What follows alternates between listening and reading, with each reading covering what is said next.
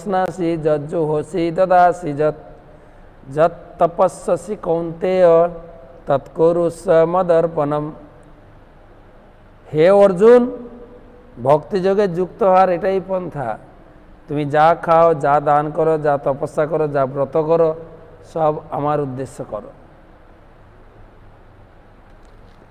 ভগবানের উদ্দেশ্য। এটাই হচ্ছে ভক্তিযোগ। আমরা সব কিছু খাচ্ছি, পড়ছি, ইংরেজিতে একটা কথা বলে হোয়েন ভক্তি এন্টার্স ফুড। যখন আমরা যে খাবার খাচ্ছি, ওই খাবারটা যখন ভক্তি দ্বারা ভগবানকে নিবেদন হয়, সেই খাবারটা হয়ে যায় প্রসাদ। একই খাবার, চাউল ডাল সবজি লোকে বানিয়ে খাচ্ছে, আবার সেই চাউল ডাল সবজি বানিয়ে ভগবানকে নিবেদন করলে খাবারটা প্রসাদ তৈরি হয়ে যায়, যেটা সম্পূর্ণ পাপ মুক্ত। হোয়েন ভক্তি এন্টার্স হাঙ্গার, হাঙ্গার মানে উপবাস। অনেক লোক অনেক উপবাস করে, কিন্তু যখন ভক্তি উদ্দেশ্যে কেউ উপবাস করবে, তখন সেটা হয়ে যাবে ব্রত উপবাস, ফাস্টিং। হোয়েন ভক্তি এন্টার্স ওয়াটার, আমরা জল খাই, জলটা যখন ভগবানকে নিবেদন করে খাবো, জলটাই হয়ে যাবে প্রসাদ বা চরণামৃত। হোয়েন ভক্তি ইন্টারেস্ট ট্রাভেলস, আমরা এদিক সেদিক ভ্রমণ করতে যাই, যখন কোনো তীর্থযাত্রার উদ্দেশ্যে ভ্রমণ করব, তখন হয়ে যাবে সেটা তীর্থদর্শন। হোয়েন ভক্তি ইন্টারেস্ট মিউজিক, এমনি জড়জাগতিক কত গান বাজনা আমরা শুনি, সেই গান বাজনা যখন ভগবানের উদ্দেশ্যে কীর্তন করা হবে, ভগবানের উদ্দেশ্যে গান গাওয়া হবে, সেটা হয়ে যাবে কীর্তন।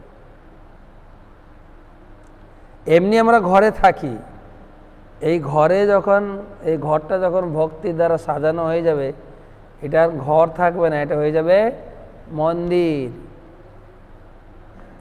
আর সেই মন্দিরে ভগবান পূজিত হবেন। ভক্তিবিনোদ ঠাকুর বলেছেন, কৃষ্ণের সংসার করো ছাড়ি অনাচার। সেটা কৃষ্ণের সংসার, কৃষ্ণের মন্দিরে আমরা সেবক হিসাবে থাকব। আমি ঘরের মালিক নই, ঘরের মালিক হচ্ছেন কৃষ্ণ। হোয়েন ভক্তি এন্টার্স ওয়ার্ক, যখন কোনো কাজটা ভগবানের উদ্দেশ্যে নিবেদিত হবে, সেটা হয়ে যাবে সেবা। যখন কোনো মানুষ ভক্তিতে যুক্ত হয়, সে মানুষ থাকে না, সে মহাপুরুষ তৈরি হয়ে যায়। আপনি হোয়াটসঅ্যাপ করছেন, ফেসবুক ঘাঁটছেন,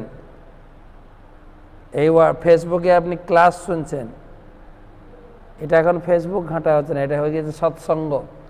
আমরা গীতা ক্লাস শুনছি। তো এইভাবে ভগবান বলছেন, তোমার সমস্ত কর্মকে ভক্তিযুক্ত করো। আর শুধু ভক্তিযুক্ত করলে হবে না, ভক্তিযুক্ত চিত্তে আমাকে সন্তুষ্টি করতে হবে, আমাকে সন্তুষ্ট, আমার সন্তুষ্টি বিধান করতে হবে।